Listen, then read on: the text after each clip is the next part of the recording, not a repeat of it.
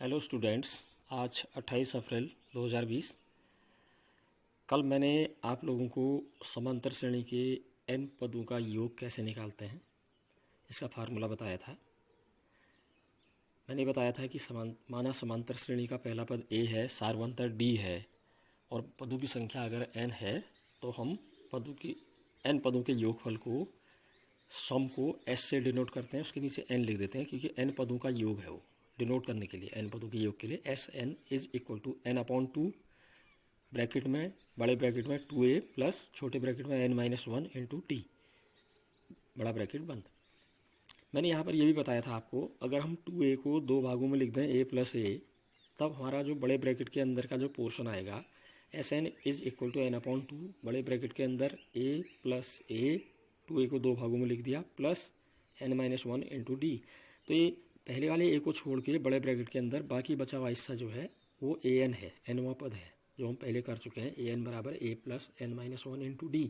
तो a plus n-1 into D की जगह हमने a लिख दिया, an लिख दिया सॉरी। तो S N is equal to n/2 bracket में a प्लस an भी आता है। an माने nवां पद, अगर श्रेणी में केवल n ही पद हो तो nवां पद an जो है अंतिम पद भी कहलाता है, जिसे हम l भी कहते हैं। तो S N is equal to n/2 bracket में a प्लस l। इस वाले फार्मूले का भी हम प्रयोग करेंगे जब हमें प्रथम पद और अंतिम पद समांतर श्रेणी का दिया होगा। तो चलो बच्चों, इसमें आगे बढ़ते हैं। प्रश्नावली 5.3 में इससे रिलेटेड प्रश्न है। पहली प्रश्नावली 5.3 का पहले प्रश्न का सेकंड पार्ट ले रहा हूँ मैं। यहाँ पर एक हमें समांतर श्रेणी दी हुई है AP -37, -33, -29 एंड सो ऑन। इसी तरह से इस समांतर श्रेणी के 12 पदों तक का योग हमें ज्ञात करना है। तो सबसे पहले हम यहाँ पर देखेंगे यह समांतर श्रेणी है। पहला पद प्रथम पद a बराबर यहाँ पर -37 है। सारवांतर d निकालिए आप, दूसरे पद में से पहला पद घटा दीजिए, -33 में से माइनस कर दीजिए घटाने के लिए, ब्रैकेट में वो भी माइनस का ही है तो ब्रैकेट में माइनस का 37। तो ये बराबर आ जाएगा -33 माइनस प्लस 37 बराबर 4। और पदों की संख्या n हमें यहाँ पर 12 दी है, 12 पदों तक का योग निकालना है। तो हम सीधे फार्मूला लगा देंगे जो मैंने बताया था, S N is equal to n/2 bracket में 2a plus n-1 into D. तो यहाँ हमने वैल्यू पुट कर देनी है जो मान हमें मालूम है। तो S12 n की जगह 12 लिख दिया, बाईं तरफ भी नीचे n की जगह S12 is equal to 12/2 bracket में 2 इंटू -37 प्लस 2a की जगह -37 प्लस n-1 की जगह 12-1 ब्रैकेट में इंटू 4d की जगह। अब इसको सरल कर लेंगे तो 2 से 12 जो है 6 बार कट गया है, तो यहाँ पर ब्रैकेट के बाहर आ गया 6, ब्रैकेट के अंदर -74 प्लस 2 से 37 मल्टीप्लाई होकर माइनस का 74 आ गया, प्लस 12 में से 1 गया 11 इंटू 4 44 आ गया। तो यह आ गया हमारा 6 ब्रैकेट में -74 प्लस 44। एक नंबर प्लस का एक माइनस का है ब्रैकेट में, तो माइनस के ज़्यादा है, माइनस के बच गए 30, 6 इंटू -30। तो यह आ गया माइनस का 180। ये हमारे 12 पदों का योग आ गया इस समांतर श्रेणी का। तो बच्चों इसी में आगे बढ़ते हैं। अभी एक अलग तरह का है, थोड़ा सा बीच में प्लस प्लस माने योग करना है इनका। दूसरे सवाल का पहला खंड यह है 7 प्लस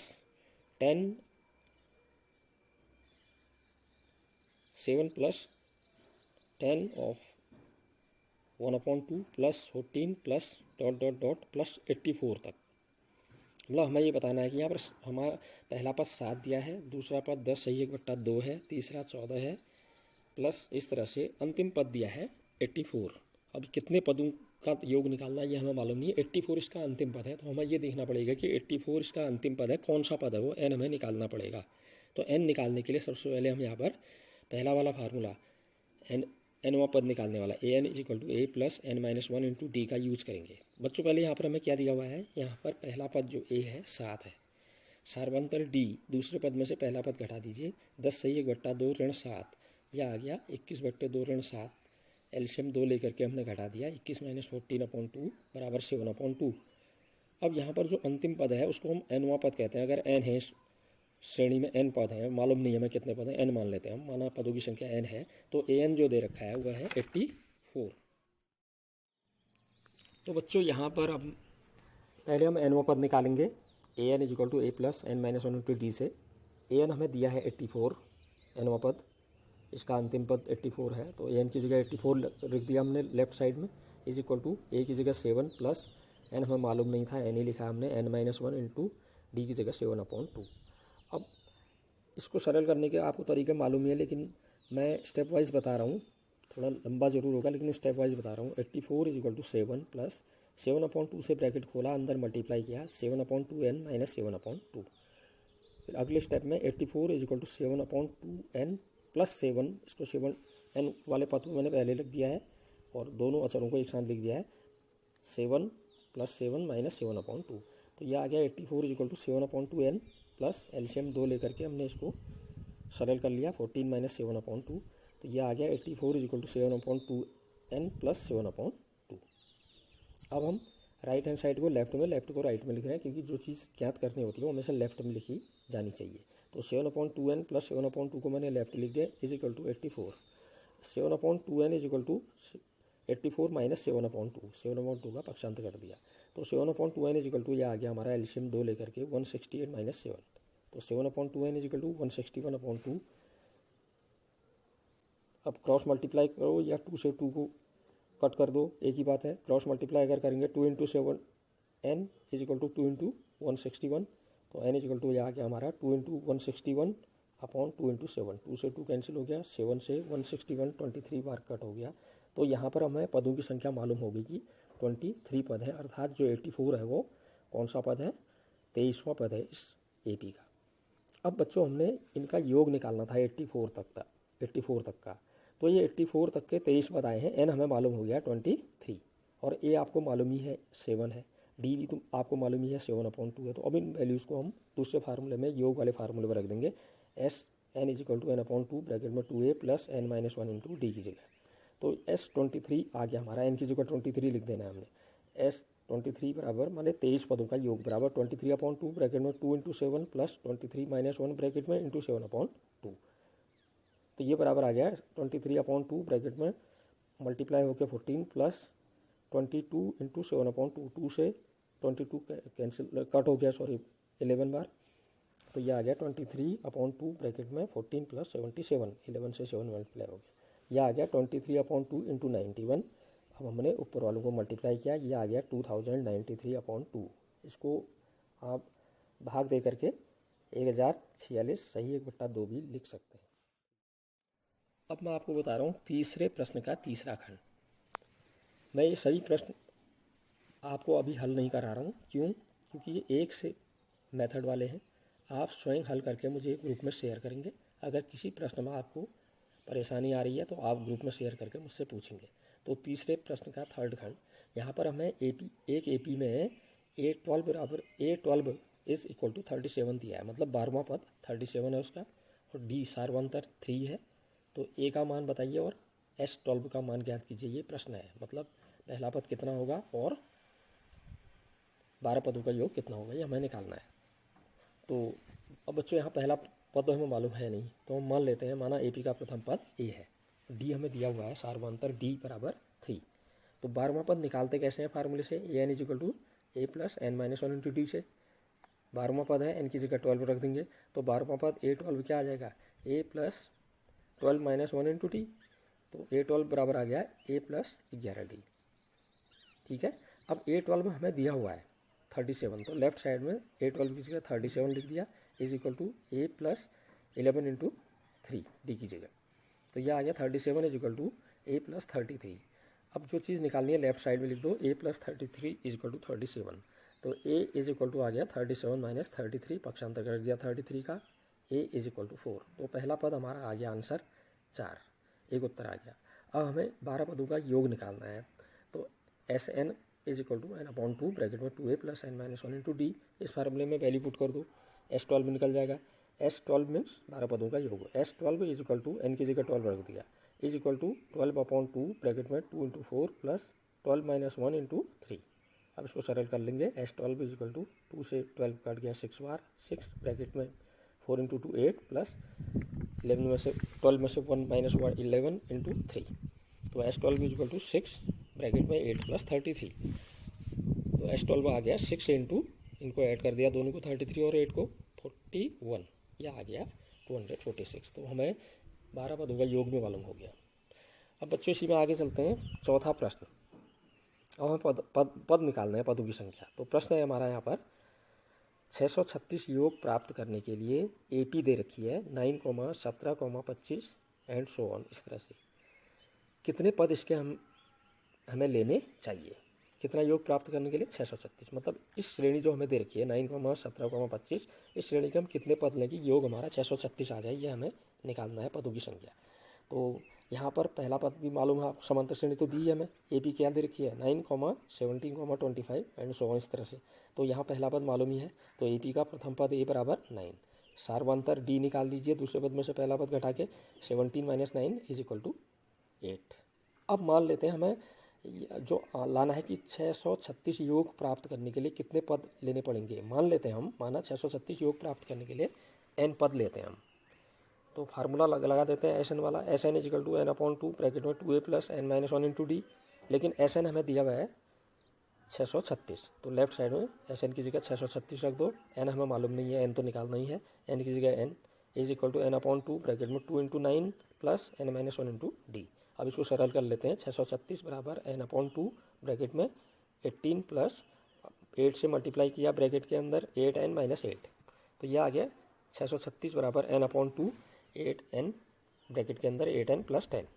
तो 636 बराबर n/2। अब हमने क्या किया है, 8n और 10 जो ब्रैकेट में हैं ये, इनमें 2 को कॉमन ले लिया।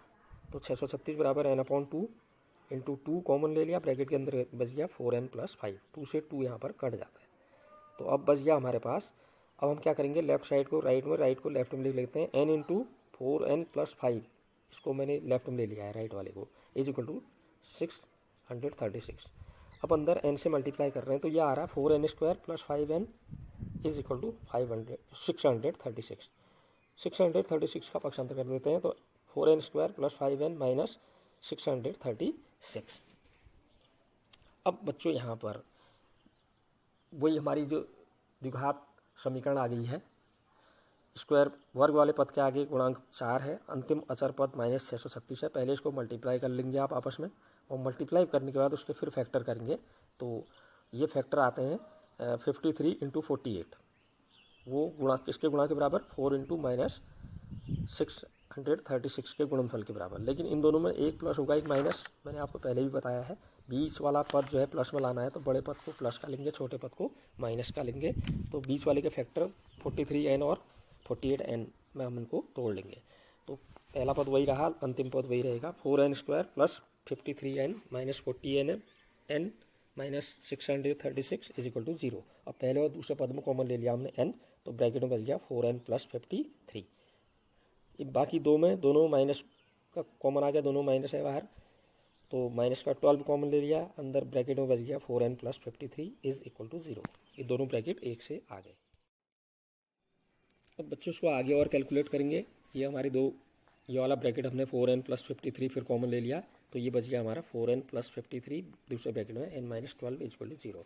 अब इन दोनों ब्रैकेट्स का मल्टीप्लाई 0 के इक्वल है, तो एक बार हम पहले ब्रैकेट को 0 के इक्वल रखेंगे, एक बार हम दूसरे ब्रैकेट को 0 के इक्वल रखेंगे। पहला ब्रैकेट हमने 0 के इक्वल रखा, 4n + 53 = 0 रख दिया, तो 4n = आ गया -53, तो n बराबर आ गया हमारा -53/4।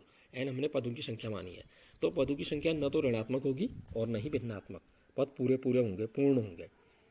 ठीक है, वहाँ पर मतलब ये हमारा एक तो ऋण में आ गया, गलत हो गया, और भिन्नात्मक आ गया, गलत हो गया। तो ये मान हम नहीं ले सकते हैं, ऋणात्मक पदों की संख्या नहीं हो सकती है, या भिन्नात्मक नहीं हो सकती है। अब दूसरे ब्रैकेट को 0 रख रहे हैं, n - 12 = 0 रखने पर, तो n बराबर आ गया 12। तो अब हमारा ये आंसर आ गया कि 12 पद अगर हम लें इस AP के, तो हमारा जो योग आएगा 12 पदों का, वो 636 प्राप्त हो जाएगा। अतः 636 योग प्राप्त करने के लिए हमें 12 पद लेने चाहिए, यह आंसर आ गया। बच्चों मैं अब आगे एक अलग तरह का सवाल और बता रहा हूँ आपको, प्रश्नावली का प्रश्न संख्या 10, उसका पहला पार्ट। ये प्रश्न दिया है, दर्शाइए कि A1, A2 इस तरह से है ये श्रेणी, ... AN फिर ... इस तरह से बढ़ती जा रही है श्रेणी। यह एक AP बनती है, कह रहा है। ये जो दे रखी है हमें श्रेणी जो है वो समांतर श्रेणी है। यदि AN जो है वो नीचे दिए गए अनुसार परिभाषित है। मैं केवल एक पार्ट बता रहा हूँ, पहला, सेकंड आप खुद बनाएंगे इसी के आधार पर। तो यहाँ पर ए एन जो फर्स्ट पार्ट में दे रखा है, ए एन किससे डिनोट होता है, A N is equal to 3 + 4n से। तो हमें प्रथम 15 पदों का योग ज्ञात करना है।